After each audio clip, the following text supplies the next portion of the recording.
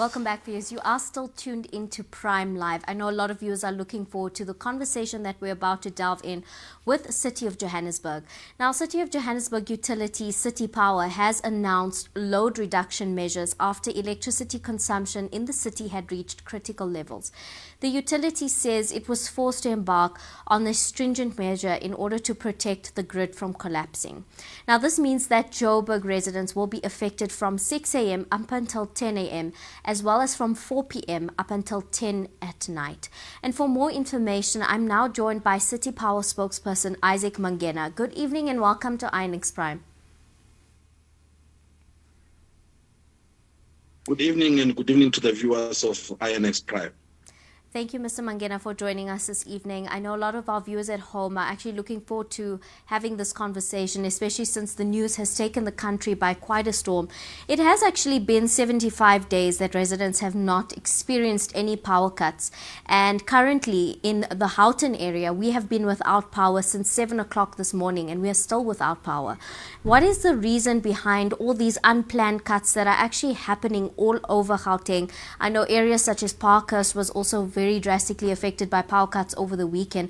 What is the reason behind these unplanned power cuts? And a lot of viewers are also wanting to know that there's no action or there's no kind of response when these faults are being logged, because there's no exact reason for why the power is being taken off.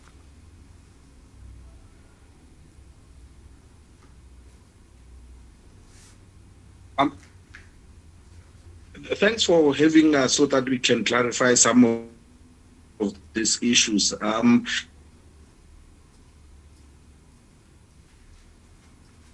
Apologies, Mr. Mangena, can you hear us?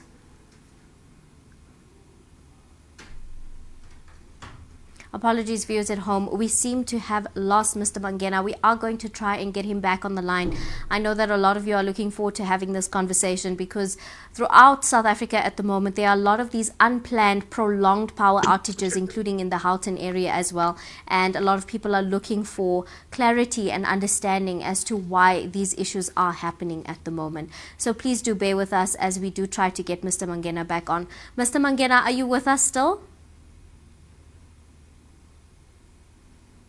Yes, can you hear me now? Yes, we can hear you. Please continue. Oh yes, I was answering when I got cut. Yes, so I was saying that you raised two issues. One is about the load reduction program that we have started today, and the other one is the outages that are happening. And you mentioned Houghton as one of the things has been implemented because of the critical levels that we find our infrastructure in, due to the continuous demand, which is really higher than our infrastructure can basically withstand. And this is caused by different reasons, including the increase in the amount of electricity theft that is happening, whether due to illegal connections or just non-payment of services. But also we are looking at our infrastructure that is really buckling, and especially when we have temperatures dropping as they are now during June and July, that really forced us to basically reconsider some of the operations that we are having. So this is not load shedding, and I want to clarify, this is not load shedding, this is load reduction. Load shedding is a national program that is led by ESCOM to basically protect the national grid from a total collapse. Whereas with the load reduction, it really is a targeted demand management of electricity that we embark upon.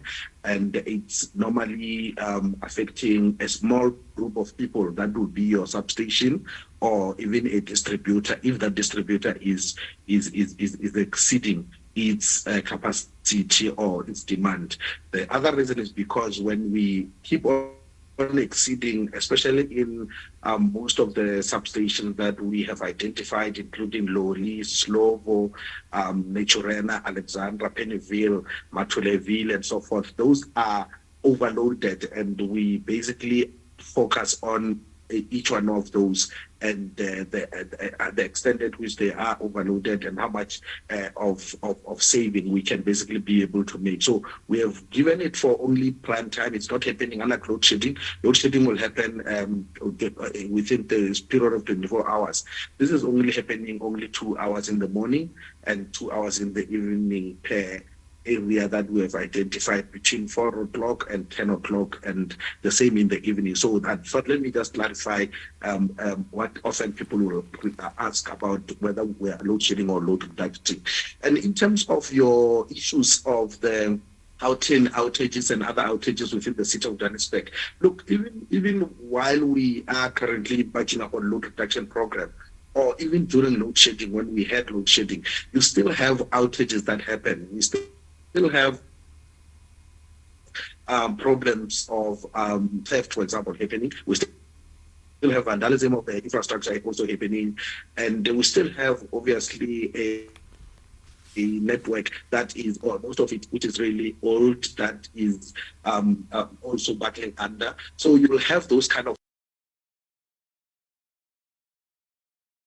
had an issue with first the ones faults that we identified that we had to deal with, but the other longer one was the time when it was affected by the fire at the M1 bridge, and they had to go for about a week without electricity. So I'm just saying, even with the load reduction happening, we still have those pockets of outages that are happening. This morning we're dealing with just over 2,500 outage calls, and those have got nothing to do with load reduction. Those have got everything to do with cable theft that is still continue, nothing to do with the vandalism and vandalism that is also happening, but also the faults. Bellevue Observatory area, we had those kind of issues. Now the question on a lot of viewers' minds this evening who are tuned into our show want to find out, we have managed to have 75 days without any power cuts, without any restrictions on power, and winter hasn't just started. It has been cold for quite some time, so people have been utilizing more power appliances for heating and things like that to keep warm. So how is it possible that for 75 days we haven't had issues like this, but all of a sudden we now are having these power restrictions that are being inflicted on South Africans? I know that a lot of South Africans are also, a lot of conversation that has been going on is that they're almost not surprised that it has returned. But what is the reason for this? How are we able to sustain power for 75 days and then all of a sudden things are collapsing once again?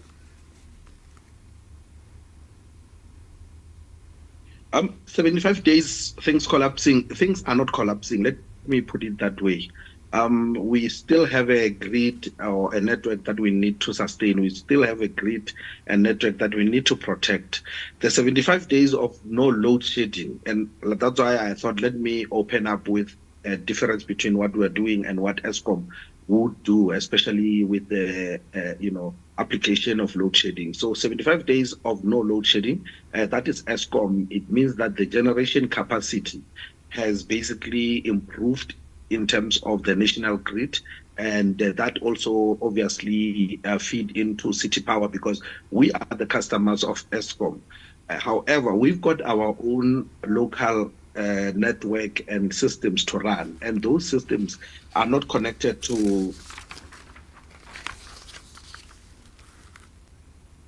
Apologies, Mr. Mangena, we seem to have lost you. Can you hear Eskom us? Or the 75-hour days. They are the city of Johannesburg to monitor our own capacity and make a determination as to whether we can continue with on a daily basis and make a determination that we will be able to provide electricity to our customers the following morning or not. And if we feel they are under threat, we take decisions ourselves without involving Eskom, without involving a national government, to say, let's protect our systems, let's protect our customers, let's make sure that we implement our own processes and programs, including load reduction, which were allowed by the regulator NERSA to basically implement when we feel that the electricity infrastructure is under any possible threat. And that is what we are doing currently. So it's got nothing to do with the 75 days of no electricity, but it's got everything to do with what we are feeling as city power on the ground. Now, there are also some guidelines that you might be able to share with us, because the claim is that there is an excessive amount of load on the grid at the moment. So, what are those appliances that use the most power, and how can consumers actually assist by reducing their usage of these items? It might be a difficult time to be having this conversation just because it is winter, and a lot of South Africans are trying to keep warm, are using heaters, are using external measures to be able to keep themselves warm.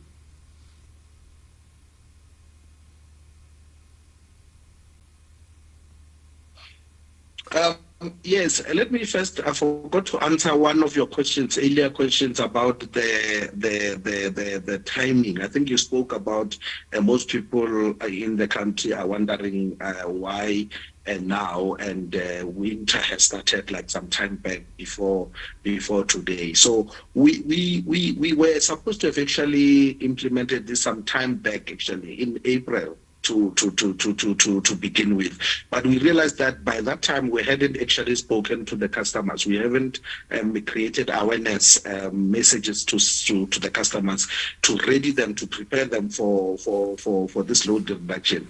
And we took all that time to basically ensure that we deal with this, so that our customers, as our major stakeholder, are basically aligned with some of the plans that we have. Mr. Mangena, we seem to have lost you once again. I'm sorry about that.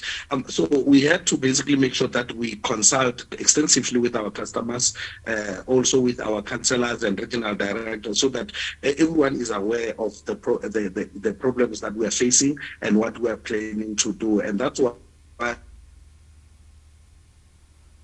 we basically had to do it only now, but also because we realized that we are based as quickly as we should, we probably will basically lose the infrastructure. So that's why we did as we did. We know every year, like Christmas, winter will come, and we're always ready in terms of improving in terms of the maintenance programs that we have, but also even the resources that are needed to ensure that we keep the lights on. But with this issue, as I mentioned, it's really a situation where we are having a problem of capacity in terms of, because of certain problems that are there within the country. And I did mention the issue of electricity theft that is happening, that it is huge. And for example, it's mostly in the informal areas, and it's mostly in those connected to our network in those informal areas. And as on the last check, we had about 312 informal settlements within the city of Johannesburg.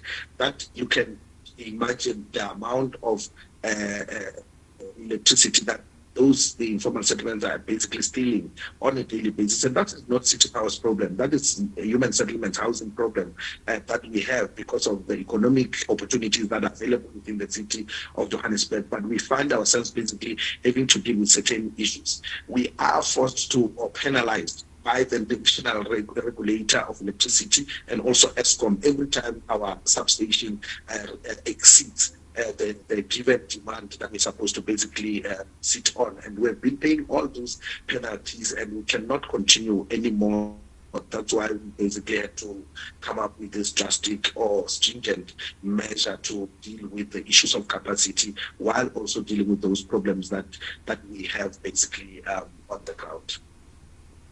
Now, I want to go back to my question earlier, which was which appliances are being used that are causing the most strain on the grid, according to your research? Because, I mean, you have indicated that there is strain on the system, and this is in no way load shedding from Eskom, but this is a power cut to be able to reduce the strain on the grid at the moment.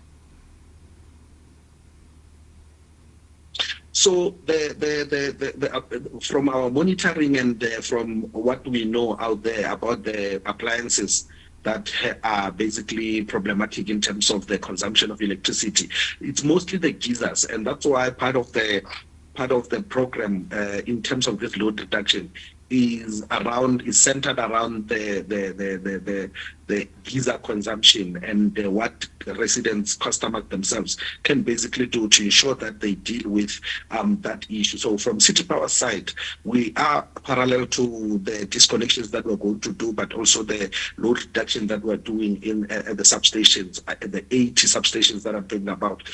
We are also basically dealing with implementing what we call ripple relay, where we have installed in those houses where we have installed receivers to remotely control consumption use with the use of the from the geysers.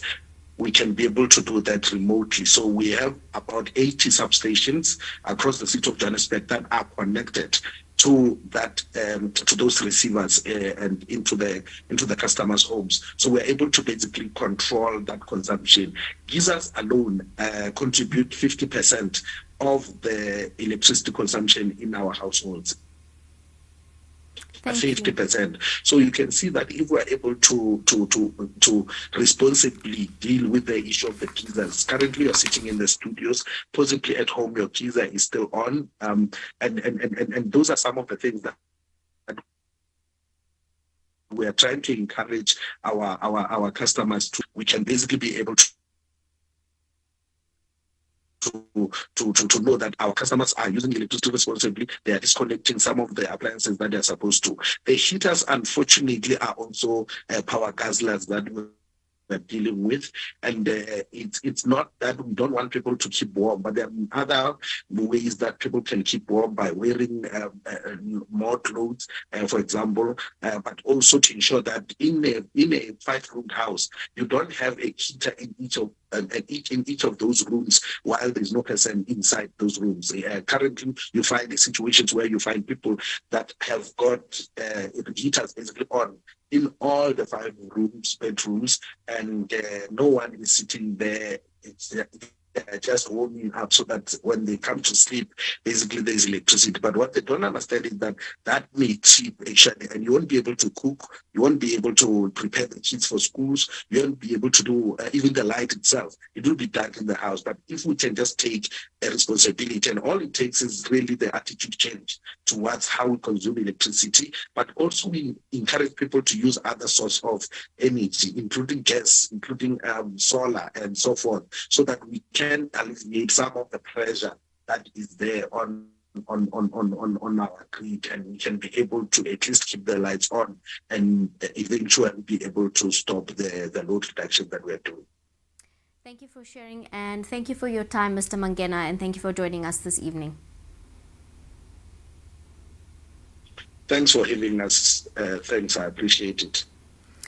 Viewers at home, that was Mr. Isaac Mangena from the City Power, and he is City Power's spokesperson.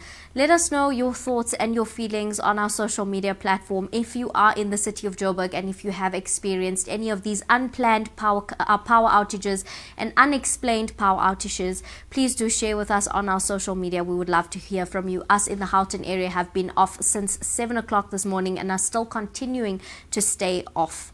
Now, we're hearing a lot of excuses, we're hearing a lot of different reasons, and apparently this whole system was supposed to start in April. Conveniently, they've delayed the announcement till after elections, and a lot of South Africans are not very surprised by the circumstances that we are under. I think when it comes to winter, we can always expect these power outages, and it's always the same excuse to reduce the stress on the grid.